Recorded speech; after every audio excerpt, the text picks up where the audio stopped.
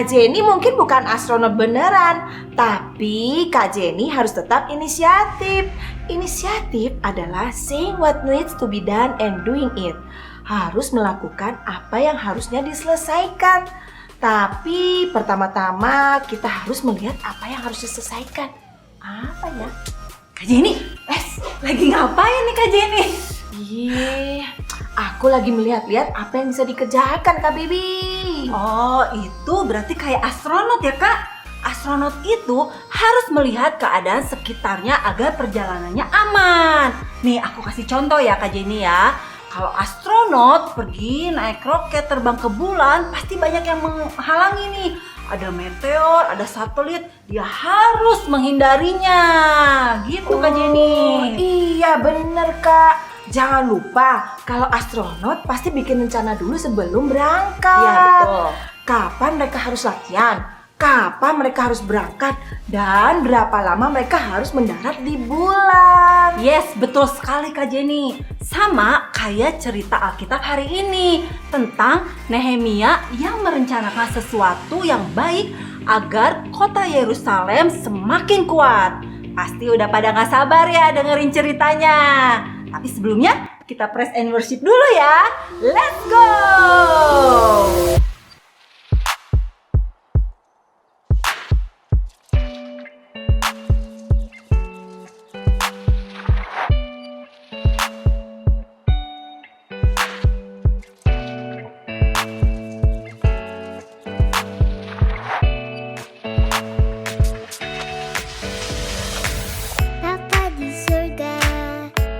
Anaknya, dialah raja, pembawa damai.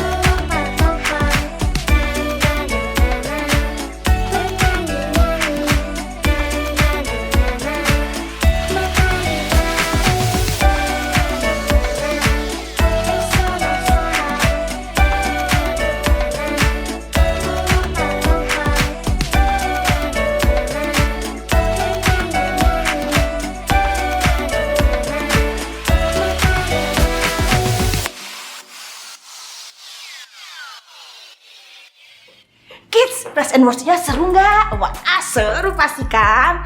Nah, Kak Jenny sampai keringetan saking excitednya. Lompat-lompat waktu praise and worship memang seru. Tetapi sekarang waktunya kita memberi persembahan. Nah, ayatnya ada di 2 Korintus 9 ayat 7. Hendaklah masing-masing memberi menurut keleraan hatinya, jangan dengan sedih hati atau karena paksaan. Sebab Allah mengasihi orang yang memberi dengan sukacita. Nah, kalau minggu lalu kita sudah senyum nih. Coba minggu ini kakak mau melihat kalian senyum dengan gigi dan kalian semua dong. Tapi coba lihat mana senyum dengan gigi. Oke, karena kalian sudah bersukacita semua, apakah kalian siap memberi yang terbaik untuk Tuhan? Mari kita berdoa. Tuhan Yesus, terima kasih karena hari ini kami mau memberi dengan kerelaan hati dan dengan penuh sukacita. Tuhan Yesus, kiranya Engkau menerima persembahan kami hari ini. Dalam nama Tuhan Yesus, kami sudah berdoa dan mengucap syukur. Amin. Selamat memberi. The Bible. It's 66 books of history, stories, letters, and poetry that fit together to form God's one big story. The epic adventure of how He created us and loves us so much that He made a way to rescue us. As we travel through the Bible, from Genesis to Revelation, we discover people who met God and found their lives changed forever. Now, for an amazing story. Inspired by the book of Nehemiah, chapter 5, verses 1 through 12. Nehemiah had traveled all the way from the king's palace of Persia to the broken down city of Jerusalem. And there, with God's help, he rallied all the Jews living there to begin the epic job of rebuilding that city's walls. Who's with me? I say, let's start rebuilding. At first, the work went well. Each family or group took a different part of the wall to work on. We're making record time. Nehemiah and the people even managed to ignore taunts and threats from neighboring nations who did not want to see that wall rebuilt. If a fox climbs on that pathetic thing, it'll fall right down. The God of heaven will give us success. So it seemed like nothing was going to stop this big project until new trouble showed up. From inside the walls, a group of Jews in ragged cloaks came to look for Nehemiah where he was working on the wall. There's not enough food for everyone. We're being forced to sell our fields and vineyards just to buy grain. There's hardly enough to keep us alive. The king's taxes are high. We have to borrow money, but then we can't even pay the high interest. Interest was extra money the people had to pay back. It was so high they could hardly keep any of the money they made. Who's making you do this? Other Jews, our own relatives. We even had to send our children to work for them as slaves. We have nothing left. Please help us. This is not right. It's not right at all. I'll take care of it. Nehemiah was so angry that he didn't trust himself to act in the moment. Instead, he thought it over for a time. God, what do I do about this? His own people were mistreating those who had less. Nehemiah took this so seriously, he stopped work on the wall to call together the Jewish nobles and officials. What's this all about? Better be good. Making us lose all this work time. It's not good. It's bad. You're charging your own people interest. It's not like it's that much. I mean, we can't loan money for free, right? Do you have to ask me this? Think about it. Many Jewish people were sold as slaves to other nations, and we had to buy them back and bring them home. Now, you're charging so much interest, they are forced to become slaves again. Oh. No one could argue with Nehemiah. They listened quietly to his next words. What you're doing is not right. We have to show respect for God. Look, I am lending money and grain to the people who need it, and so are my relatives, but we aren't charging any interest. So, what should we do now? If you've taken anything in payment, give it back. Fields, vineyards, olive groves, houses, give it all back. Even the interest that you've charged, do it now. God moved in the hearts of the people because instead of arguing, they agreed. We'll give it back. We won't make them give us anything else. We'll do just as you say. Very good. Nehemiah sent for the priests so that the nobles and officials could make this promise before God. You must keep this promise, or God will deal with you. Amen. Immediately, the officials did as they said. Here are the papers. The vineyard is yours again. Oh, thank you. I've been working years to get it ready for a good harvest. I took too much. This is yours. This means my son can come home now. So once the nobles and officials made everything right, work on the wall began again, faster and stronger than before, now that everyone had what they needed. And Nehemiah continued to show his people how to treat each other, even though King Artaxerxes had appointed him governor. You know, all the other governors made the people pay them silver and give them lots of food and stuff, even land. That's too heavy a load to put on the people. Instead, Nehemiah dedicated himself to working on the wall.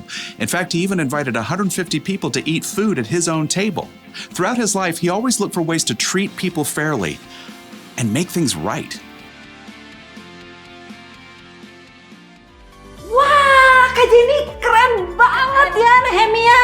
Dia bukan cuma membangun Yerusalem kembali, tapi dia menolong para pekerja yang diperlakukan gak adil. Dia membuat rencana untuk berdiri dan mendukung keadilan bagi para pekerjanya. Iya Kak, keren banget. Inisiatif dimulai dengan melihat apa yang harus diselesaikan dan juga dimulai dengan melihat apa yang harus kita tolong. Sama seperti yang Yesus lakukan. Yes, betul banget Kak Jenny. Yesus inisiatif untuk menyelesaikan apa yang bukan tugasnya dan melihat siapa yang harus ditolong. Dia berdiri untuk orang-orang yang diperlakukan gak adil. Mungkin kalian pernah merasakan diperlakukan gak adil?